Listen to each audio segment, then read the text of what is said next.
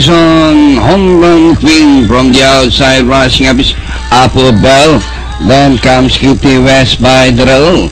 Back to the front runner, home run queen by about 4 lengths, followed by Apple Bell from the outside, Kitty West. Moving up by Darrell is the favorite, Purple Ribbon, Bruno's Cat, Kidney's Magic, Humble Submission, Naga, third last Mama Don't Please Golden Class, and Blue Material. And inside the last 650, home run queen by only a length and a half, Apple Bell closing in second. Purple Ribbon is running in third by about 2 lengths, Kitty West and Kidney's Magic.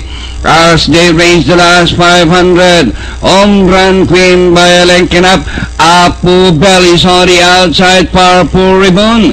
And with the last 300 meters more to run, home run queen by about 2 lengths, Apple Bell is on the outside, home run queen, Apple Bell is on the outside, home run queen, Apple Bell on the outside, home run queen, Apple Bell moves up to grab the lead. And finally, the horse of Mr. Puts Puyat, Apple Bell winning this race. Second, home run queen, close, Kitty West, Purple Ribbon, Bruno's Cat.